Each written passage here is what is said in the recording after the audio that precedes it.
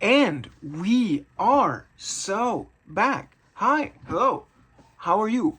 I'm okay, things happen. I hope you're doing alright as well. So, today, we are going to be reviewing, giving my thoughts on just a little designer perfume, a little gem that has been, that has been kind of sitting on my shelf for a while, and I've been enjoying wearing it here and there. It is, of course, as per the title, Chanel No.5 L'eau. I don't have to tell you that Chanel's No.5, No.5, is the most influential perfume of the 20th century, perhaps, of all time. A little more debatable, I'd say. Yeah. As much as I love Mitsuko, nowhere near the influence as No.5, like, at all. But today we're not going to be talking about the original. One, because I've only smelled it in store, and though I did enjoy it, it wasn't enough for me to get it. Not get it as an understand, get it as in purchase it. No, today we're going to be talking about No.5's more summery cousin, the water, L'eau. So, what does Chanel No.5 L'eau smell like? I'm glad you asked. Let me tell you. I'm also making it my scent of the day. So, No.5 L'eau opens up a lot fresher than the original. The aldehydes do play second fiddle, at least in the opening, to some more citrus and green apple accords. I'm getting a lot of lemon lime up the top. Very, very zesty, very refreshing, though it's not really piercing as like a as an like an eau de cologne. It's not like that bracing or piercing. The aldehydes do round it out quite considerably, I may add. And really, after a minute or two, you're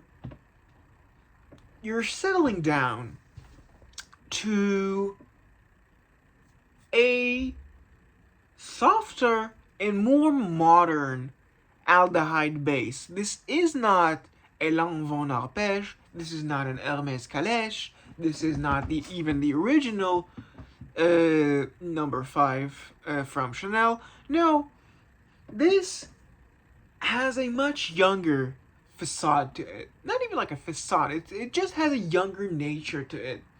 You smell it, and you're like, maybe not a summer dress like a Calèche. Might be more of a faded kind of yellow or green, and instead of like a very traditional frilly dress, she's in something a little more trendy. Some nice pants. I wouldn't say quite work jeans because it's not that casual. It's some nice trendy pants. A relatively simple graphic tee. It's not like something very trippy or something very very streetwear. It's just something that's very, I'd say, basic, but not in a derogatory sense.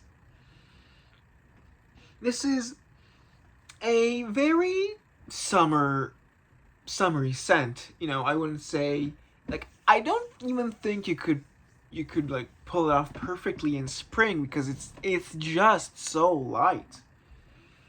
Then again, I would wear this all year round, just apply more in the colder seasons, just because I like this scent that much. When I wear it, it does kind of feel like a skin adjacent scent. Like when I smell it on myself after it has dried down, I kind of think this smells like it has been part of me for longer than it has been sprayed on, if that makes sense to you. You know, in terms of does it lean more masculine or feminine? Since this is a women's release, I imagine a few, if not many, of the male viewers of this channel would be thinking that this smells quite feminine. And I'd have to like push back on that a little. It does lean a little feminine. However, I would not say that it leans feminine to such a degree that I'd say that the average man couldn't pull it off. I'd say like even the most gruff, you know, bald, bushy beard, you know, handlebar mustache, even if that person were to wear this fragrance, I think it wouldn't detract from it too much, you know? Sure, maybe you'd smell a little softer than you look, but I don't think that's a bad thing necessarily, you know? Sometimes you want to, you know, project yourself a little friendlier, you know? You don't want to scare off any bypassers who, you know, you could have been good friends with if you just, I wouldn't say smile more, because that is a loaded statement, but you know,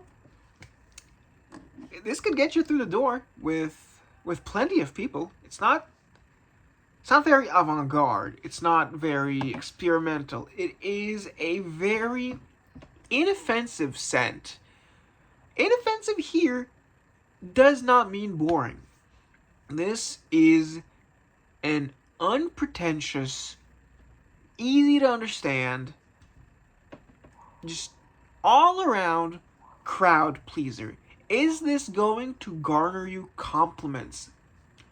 I would go for no, but just because this scent just blends so well with just like your natural presence that people might not like in the moment understand that you're wearing a perfume unless you ask them, hey, could you smell me a little? Could you smell this? You know, tell me what you think of this.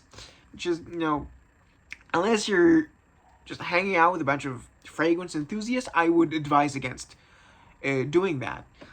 And it's just, you know, it does the job of elevating you just above the bare minimum. Sometimes you just want to blend into the crowd, and this does that quite competently, but without, you know, just compromising your you know, just like your cachet, your reputation. This isn't an Invictus. This is not a, what else can I throw under the bus? This is not an Azzaro Wanted by Night, as much as I do, you know, guiltily enjoy it. This is not a Bleu de Chanel, you know, from the same house. Do not enjoy. This is not a Sauvage. This is not a Y, or, you know, even the equivalent in the women's area. This is not even like a Coco Mademoiselle. This is not a Y, you know, Libre, or those kinds of, you know, generic clean girl fragrances. This is clean girl, but it is a clean girl that has her shit together. That is pretty much my take, my thoughts on Chanel No. 5 L'eau. And yeah, that is about it. See ya when I see ya.